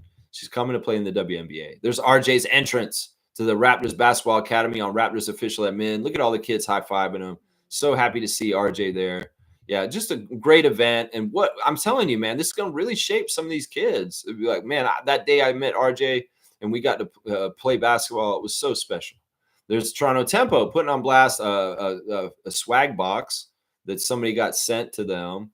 So very cool. They're thanking the Toronto Tempo for a swag box. There's the schedule for the games today on Canadian TV for WNBA if you want to watch it. Very, very cool. Slim Duck is putting this is a crazy podcast where these ladies saying there ain't no good men out there. And this guy says, nah, there's good men out there. It's just good. These men don't want you. And that's what he's saying. Slim Duck saying, bro, cook them. There's your Instagram stories for today. Chris is still not on a team, but he's still watching Love Island. That's for sure. That's right. That's what's going on there. Yeah, Mamu at the Blue Jays game. Boom goes the dynamite. All right, let's see. Mike's saying they have to fix the trade culture. There needs to be a trade bonus that players get that isn't on the cap, like a bonus payment based on their contract, like a percentage maybe. Moving is tough. Yeah, I don't know, man. It seems like it's all screwed up. Freddie, you're in charge now. You rep the players better as the president of the Players Association. Then CJ McCollum, hopefully you can fix some of this mess and help your friends like Precious and Chris and Gary out because of the way this is. Yeah. Smooth saying 1 year and out for JB. Yeah, the next year he does have a second year on his contract, but it's an option. And I don't know if it's a player option or a team option. It could be if it's a player option, he's gone. He's gone. If it's a team option, well, next year, are they going to strong arm him and say, you got to stay for another $10 million for another year? They might. If it's a team option, they might strong arm him and say, yeah, you're still not going to Greece next summer. But if it's a player option, I could see him taking it and leaving immediately after that. Yeah. Yeah, I could see that. Yeah. Mike's saying if Luka wins a lot on the Lakers, okay, it was bad. I don't know, though. Harden doesn't work, in my opinion. So, yeah, it's based on Luka being overhyped, in my opinion. I don't know. I don't even want to look at the whole situation. It's so toxic. The Lakers are not going to do well. I know this for a fact. In some ways, the reason why the Mavericks traded Luka is real. He's not going to be a winning player in the end. Watch. There's certain issues with him. And some of the stuff they're saying is actually true. But still, this is crazy to do this to a fan nation, to trade like such an important player like this. The Lakers are not going to win once LeBron leaves and Luka's in charge. It's not going to happen. There's just too many issues. Now, the only way is if they buy a championship by doing it like the Dodgers. That's the only way they'll do it with the new ownership group. But otherwise, yeah, I don't know. In some ways, it's like Dallas and the Lakers are so toxic to me at this point because of the Luka thing that it's a turnoff to me. And I don't wish either of those teams anything good. Seriously, I don't want the Mavericks to do well for sure, and I don't want the Lakers to do well either. Yeah, because it's just toxic in general. Wayne saying, good point, Mo. It reminded me to mention that we have spoken about Mamu coming here, but we haven't done a deep dive on how it transforms the bench regarding our productive active center. You know, in some ways, I don't want to predict ahead of time in case I'm wrong what Sandro Mamu is going to bring to our team. I mean, we can kind of forecast it from his Milwaukee and San Antonio parts of his career already. What he's going to give us is a very active big that's agile, that gets up and down the court, that hustles, that gets after the ball, gets after rebounds. He's likes to block shots. He's very much into stealing the ball. He can also shoot the three. He's just an active player. In some ways, he is a center, but he can move really well all over the place. So I'm excited to see how he fits. Of course, we'll have to see how it all goes down. But in some ways, I'm predicting big things for him. He's going to be very helpful for sure. Very, very, very helpful. Fiercely saying the maths ain't mathing on these fake ass rankings. I feel like they just want to just rank things and try and make a perception. And in some ways, it's bullshit. It makes me so mad. I mean, the fact that they ranked our franchise front office so low behind teams like Charlotte and the Lakers and all kinds of stuff, that's a big, huge red flag that they're not giving us any credit. First of all, they didn't look at our rookies from last year at all, obviously. The people that we drafted last year, they didn't look at our summer league performance at all in this ranking either. They really don't look at anything other than the negative things they want to look at. So in some ways, that's to our benefit. We'll rise up and be better than they think. We'll surprise them and we'll kick everybody's ass. And that's how kind of we won the first championship. So that we'll have to do it again. That's right. Yeah, there's trash. CBS Sports, ESPN, all trash. Yep. Yep. Adriana's saying that is screwed up. Yeah, you're right. I'm gonna give you a dunk. Thank you for being the commissioner and also being right. Adriana, I just gave you have 99 dunks. You got 102 now. You were at 99. I gave you like a huge amount of dunks. All right, let's see. Most saying news and notes. Raptors Basketball Academy is happening all week. So RJ's just the first person popping in. I would expect some of the assistant coaches to pop in, maybe another player. We'll have to see. Maybe some 905 guys will show up. But yeah, Basketball Academy is all week. Raptors Basketball Academy. Let's see. Oh, they got the preseason schedule up. Okay, I want to look at this. I saw that Portland's was up recently. So I'm like, wait a second. Does that mean ours is up now too? This is interesting. All right, there it is. Michael Grange has put it up. We've got the preseason schedule. There's 2 home dates. Okay, so Monday, October the 6th, we're going to be playing the Denver Nuggets at Rogers Arena in Vancouver. So there's a Vancouver game on the 6th of October for Vancouver Raptor Freaks. Mark that on your calendar. You can see the Raptors versus the Nuggets on October 6th, Monday, 7 p.m. local time, 10 p.m. our time here. On Wednesday, the 8th, it will be at Sacramento. The Raptors will be playing the Sacramento Kings in their home arena. So we'll go there next. And then on the 10th, on the Friday, we'll come back here, Scotiabank Arena, and we'll play the Celtics in the Summer League at 7 p.m. Sunday, October the 12th, we go to Washington to play the Wizards in their arena in the afternoon. The game will be at 3 p.m. in the afternoon on a Sunday, October the 12th. Wednesday, October the 15th, which is my father's birthday and Jakob Poeltl's birthday, we will go to Boston and play the Boston Celtics in their home arena. So we're playing Boston 2 games in the preseason. And then on Friday, the 17th of October, we're playing the Brooklyn Nets and Scotiabank Arena for our final preseason game. So there's 2 games at Scotiabank Arena for the Raptors in preseason. We're going to play Boston on the 10th and the Nets on the 17th. They're both Friday night games, 7 p.m. So that's pretty cool. Apparently, also, the Raptors will be going to Calgary to hold their training camp this year at the University of Calgary on the week of September the 29th. And open practice will be held on the October the 3rd in Calgary. And then the Raptors will go to Vancouver for their preseason game against Denver. This is all according to Michael Grange of Sportsnet. So, yeah, there it is. There's the Raptors preseason schedule, guys. We announced it just now live on the show. In the last hour, it just came out while I was on the air. Fantastic stuff. So that's quite a few preseason games, guys. We've had less than this recent years. This is 6 games, and we've had like 4 or 5 the last couple years. So I like that we have more preseason games this year in some ways. That's right. Good stuff. Good stuff. You see saying Pascal is the closest thing to a Canadian without being a Canadian. So inspiring, man. Yeah, I mean, there's a couple people that are like this. There's a lot of people that came to Canada and just conformed and became Canadians. I mean, Masai's in this category too, man. He really became very Canadian too, in some ways.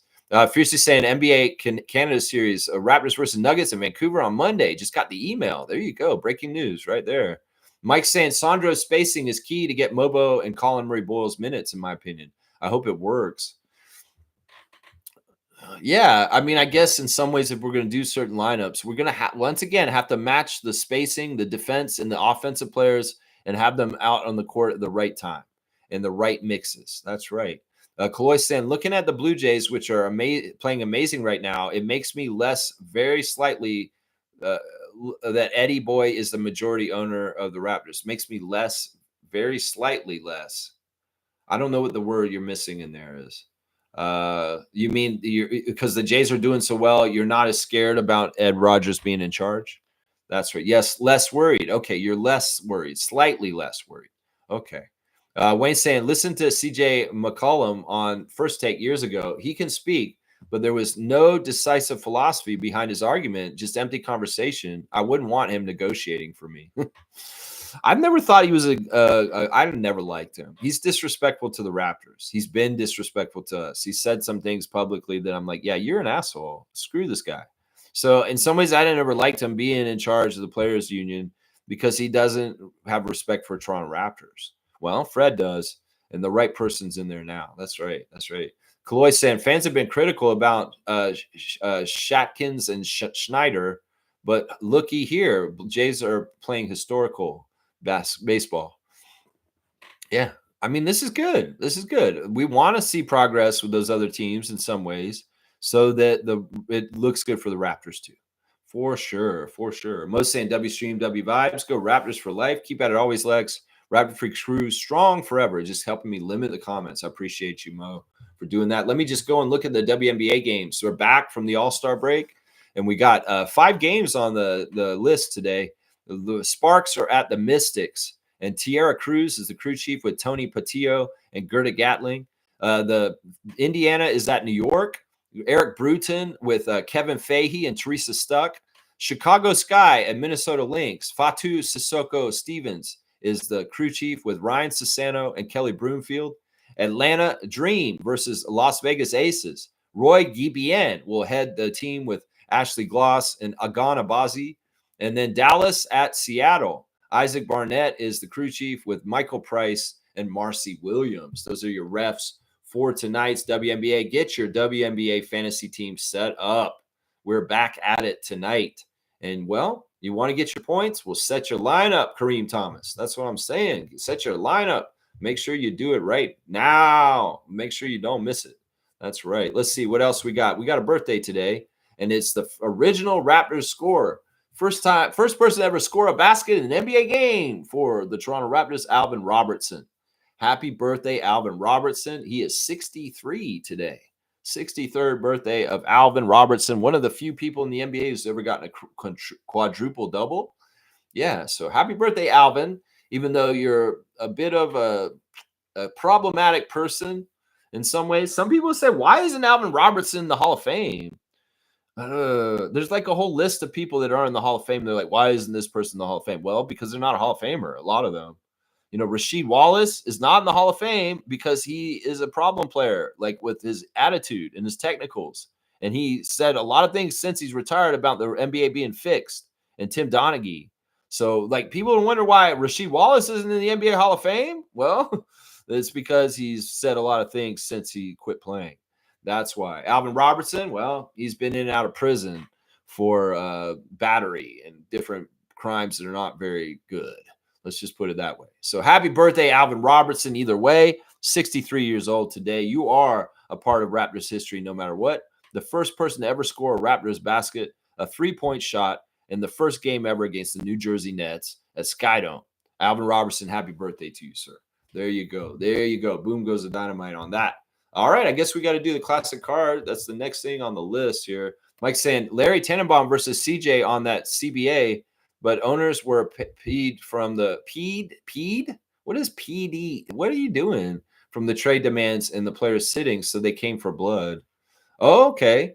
So there's different kind of like, what? Okay, so you're saying it was Larry versus CJ? Man, that's not the issue here. You know, the owners make concessions on the ceiling for how high people could get paid, but they didn't. The CJ McCollum didn't think about the middle class. He didn't even think about himself to a degree. He thought a lot about people like SGA, Jason Tatum, Scotty Barnes, players at that level, but he didn't think about the people in the middle at all. He was stupid, and he didn't really negotiate things correctly for the bulk of who he represents. He really represented the top really well, but he didn't represent anybody else that well. And I don't know, the owners out of blood or whatever, what are you saying? Yeah, I don't like to think about it all that way. I mean, the players, just like in the WNBA, need to get their fair share. And the owners need to pony up and stop being frugal assholes and greedy ass motherfuckers. Let's just put it that way. I Show Speed is here. Oh, wow. Raptors fans want Austin Reeves? No, we don't want Austin Reeves. We have Grady Dick. We don't need no Austin Reeves. We got Grady Dick. Yeah, we don't need that. No, sorry, we don't. Kaloy's got that one already taken care of. I see that. We like two-way players. That's right, we do. I Show Speed saying Raptors are fighting for Desmond Bane. Nah, he's already found his place. He's in Orlando. He got traded there. I feel like the Magic paid too much for him. Like, seriously, what was that price? It's like, how many first-round picks? That's crazy. Orlando Magic, you got fleeced on Desmond Bane. Desmond Bane's an interesting player. But isn't he really kind of what you already have? You have Jalen Suggs. You have other people that are just like him, undersized shooting guards that are tough-minded. Maybe. Yeah, I don't know. Desmond Bane on the Raptors would be okay because he's best friends with Darko. And that man would run through a couple walls for Darko Rajakovic. He loves Coach Darko. Desmond Bane, oh yeah, they're like this. They're like this. So I wouldn't be upset if Desmond Bane was on the Raptors, unlike Austin Reeves, who's a total farce. And I want Austin Reeves on the Raptors. But yeah, Desmond Bane, yeah, he would be a good fit just because of his prior working relationship with our coach. Yeah, but he's the new toy in Orlando. He's not going anywhere. And we're not trying to get him. Kareem said, we don't speak about Walt Williams enough. I will get behind that. Walt the Wizard Williams. Sure. We're going to have to talk about Walt Williams more. Maybe there needs to be a trivia on Walt Williams soon. I don't think I've done Walt Williams. So maybe I will do a classic Jurassic on Walt Williams since you brought it up. Don't dare me on that. I will. Wayne's saying, I don't agree that different teams under a conglomerate transfers each other's fortunes. Like families, there are favorites. Yes. And that's what Wayne's saying here. It's like, and that's his counterpoint to Kaloy saying, well, the Jays are doing well. That gives me hope that things will be okay for the Raptors. Well, yeah, we know that the Leafs are the doted son in some ways, but are the Jays now more doted in some ways because Rodgers has his name on the building where they play? And that's historically the team he's owned. I don't know. In some ways, I don't like the way things are sorting out and the place of things with the Raptors getting the shaft. And that's what I say. Masai was always the one fighting for our respect in every single spot to make sure that we have our respect kept in different ways. And there's Bobby's just going to have to try and run the team. Nobody's doing that job anymore to ensure respect for our team because Masai's gone. And Bobby's got to run the team. And in some ways, he's doing a lot of stuff that Masai was doing, and he's overburdened. He can't be quality control for respect around our team anymore. As far as that was what Masai was doing. And one of the things that was really good about our brand and enhancing it. But Ed Rodgers and Keith Pelly don't realize that. They don't care. In some ways, they do want us to be bad. Watch. We'll have to see. We'll have to see. In some ways, we may have to be successful despite their bullshit, honestly.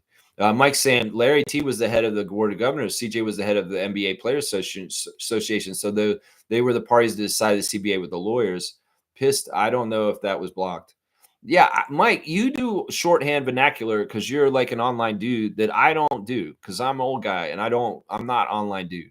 So there's a lot of short and form things like your LUL and things like that are just weird to me, man. They're weird to me. So, yeah, pissed. You're saying that he was pissed? I don't know.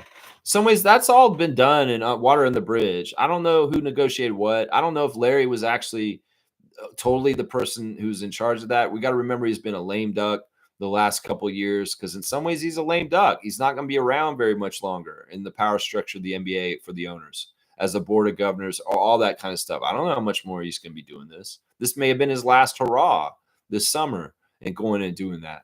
So I don't know. I would say that it's a front. It's the whole front of them, not just one guy. Larry may be the singular chairman, but I'm sure that the other owners were very vocal with the lawyers and doing their part of talking and pushing. And maybe they were more like that. I don't know. Smith saying Walt Williams played one season for the Raptors in '97. I remember him. He played more than one season. I'm pretty sure he was like a season and a half at least, if not a little bit more. Yeah, I think he played more than one season. He was a Raptor for a while. Yeah, we got him from the Kings. Or did we get him from the We got him from Portland, I believe. We traded. We got him with Alvin when we traded Stoudemire. I'm pretty sure that's how we got him. Or was he on the team with Stoudemire? Or did he get traded with Stoudemire to Portland? That might be it. I don't remember exactly how it all went down with the Wizard Walt Williams. But we'll sort it out. Maybe these will be trivia questions at some point. All right, let's do the classic card. We're at an hour and a half, and we're going to get done on time today. So this is good. Oh, yeah, let's do this. This is stupid. Why not? It's funny because this is the card I pulled, y'all. No joke. Seriously, I don't know how this happens. There must be some sort of weird like energy in the world that I'm around or something. But yeah, here's the card of the day. Full name answer, please. Come on now, y'all. If you don't get this right away, come on now. What are we even doing? Fiercey, what did you do? Yeah, okay, you got it. CJ McCollum is the card of the day. We speak of him, and here he is. It's like seriously the first card I touched. I did not set that up or anything. This is weird, man. It's so weird when this happens. This is a 50-point card, Fiercey. This isn't like that crazy. But yeah, CJ, what did you do to your fellow NBA players when you did that? Yeah. Yeah, CJ is the card of the day. Should I rip him up? Nah, he's not even worth it. In some ways, the man's on the Wizards. He's going to get punished enough, right? That's so weird that this is the card of the day after talking about him so much just now. That's crazy. All right, Fiercey Salsera, 50 points. CJ McCollum. That is so weird. We were talking about him, and boom, he appears. What is this, Beetlejuice? Seriously, it's crazy. Fiercey, you haven't gotten a classic card in a while. This is your first one in quite a bit, actually. Let me see when's the last one you got one. Yeah, Fiercey, you haven't got one in like a month. The last one you got was in June. It was Jamal Murray. Interesting. I can go back and look because of the spreadsheet I've got. So 50 points to Fiercey Salsera. There you go. All right, Mike's saying this. It's been reported Larry was big on the structure outcome. Teams will spend more because they believe they can win with parity instead of 2 or 3 teams overspending and others not trying and not spending. I don't want to get too deep in the weeds on this right now, honestly. I really don't. Kareem's saying Fiercey completely half-assed. That's a 0.05 card. Well, it's a 50-point card. We're going to give 50 points for that card. Yeah. Yeah, she didn't really half-ass it. She wrote in the name wrong at first. She wrote DJ McCollum and then fixed it with CJ. So there was the president. If she corrects the autocorrect that's wrong and she gets it in there, I know you're right after her. But I don't know. Adriana, are you still here? Do you want to adjudicate on the classic card? There's a little bit of a dispute here. Kareem Thomas is saying that he might have the classic card, although he didn't spell that last name right. But I'm saying Fiercey, I think Fiercey got it because she fixed the DJ to CJ right immediately afterwards. That's what I say right there. I don't know. Kareem's disputing it. We'll have to see. I don't know if she's still here. Oh, yep. Sorry, girl power. Sorry, Kareem. No, you don't want the points? Okay. Wayne's saying the universe is real, Lexicon. Do good at all times. Yeah, seriously. I mean, the signs are coming.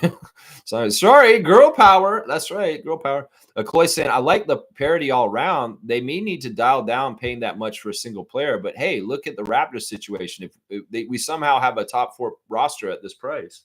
Yeah, we'll have to see.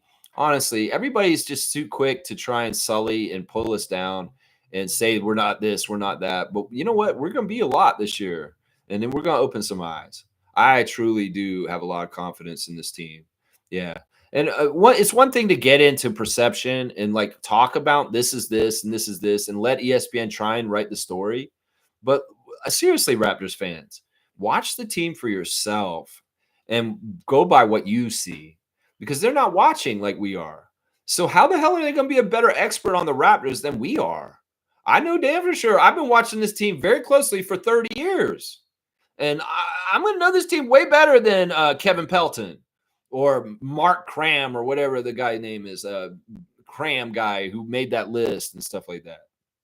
No, believe your own 2 eyes. Don't let sports writers and media personalities tell you what to see and what to think. That's the thing. And it's the same for politics too. Don't let the mainstream media tell you what to think on big issues and things that are happening right now. They're not for us. They're controlled by corporations and billionaires, and they have a message they want us to believe. So believe with your own 2 eyes. Watch the history and the things that are happening around us and document them yourself because they may try and spin it and water it down to make it not as bad. And that's how you get fuck faces like Trump and what's happening right now. So yeah, don't believe your own eyes and what you see and stop letting other people tell you what to see. Because that's what's happening right now. They're telling a lot of people that this is what you should see. You can believe them and follow them if you want, but you don't. You don't have to. Seriously. Kaloy saying we paid a good amount for future potential. If you somehow wait for that potential to bloom without paying, you will pay a lot higher. Calculated risks. Facts. We'll just have to see what happens with our young crop. I'm very happy with Summer League. I felt like the whole point of today, doing the stats and going over it, Colin Murray-Boyles looked real good. Ulrich Shamshay made jumps. I'm really happy with the players that the Raptors have. And once again, Raptors Nation, understand that the crop of young players grow into value. And the Oklahoma City Thunder are a good example of this. And we will be doing this. We got young players that are going to get better, and they're going to grow into more value. And we have so many of them. All what they each individually contribute to the greater pie of the whole thing is going to be a push up the standings for the Raptors. So just realize Grady Dick, he does his work, does a certain amount. Jacoby Walter, Colin Murray-Boyles, Jamal Shed, Ulrich Shamshay, they all add in. Scotty Barnes, they all add in the work that they did this summer to get better. And the team is better overall because of that. So I expect this from this team. These are young players that are getting better faster than older players. And in certain ways, they're going to have more to add to more and become more because they're just at the bottom of their young careers. And they have more to add. Jamal Shed has more to add. Jamison Battle hopefully has more to add. This is what we're saying here. Brandon Ingram's showing up. We're going to see what happens. That's right. Quickly last year, 16% of the cap, and he's in his prime. Anybody who's doubting Emmanuel Quickly, you're going to be, once again, if you doubt RJ, you doubt Emmanuel, you doubt Scotty, you doubt Brandon, you doubt Jakob, you doubt Grady, you doubt any of them, you just stop. You're going to see them. They're coming this year. We got our preseason schedule now. Something to look forward to. I'm going to put it on the calendar now.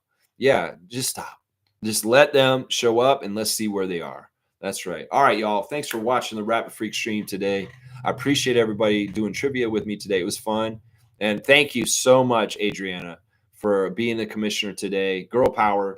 And I hope you guys just have a fantastic Tuesday. And I'll be back tomorrow for Wow Wednesday. We'll find out what the subject is. I might just do the preseason schedule, a little bit more deeper look at it. Wow, it's the Raptors preseason schedule. And do a whole little bit more deeper on the things that are coming from that. That's right. Randolph saying, blessings, beloved Raptor Freaks family. Do not allow yourself to be manipulated by those whose intentions is self and care less about helping people. Keep doing good. There you go. I like that. Keep doing good. This is a pretty general word of wisdom from Randolph these days, is saying you got power in your life to do good and put it out in the world and do more of that, because that's what this world needs more of. Be the example in the microtransactions, and our microtransactions will add up to amazing, beautiful things around the world. When you're right and you're just and you're good to humankind, the natural world, the trees, the plants, the animals, the birds, the insects, we're all in this together. We're all part of one big organism called Earth. And the fact that man has forgotten this is the biggest problem in the world, honestly. So we got to get more in tune with nature, because nature is the natural way and is what the Creator made for us to live in not the fake world we make around us. That's full of a lot of foibles and problems. Thank you, Randolph. I appreciate that. Yeah, that's going to be value. That's right. Cass, you have a good day also. WStream, I appreciate you guys. You guys are awesome. Let's go Raptors. I'll see you guys tomorrow. Wow Wednesday, 9:30 a.m. First thing in the morning. I'll be there.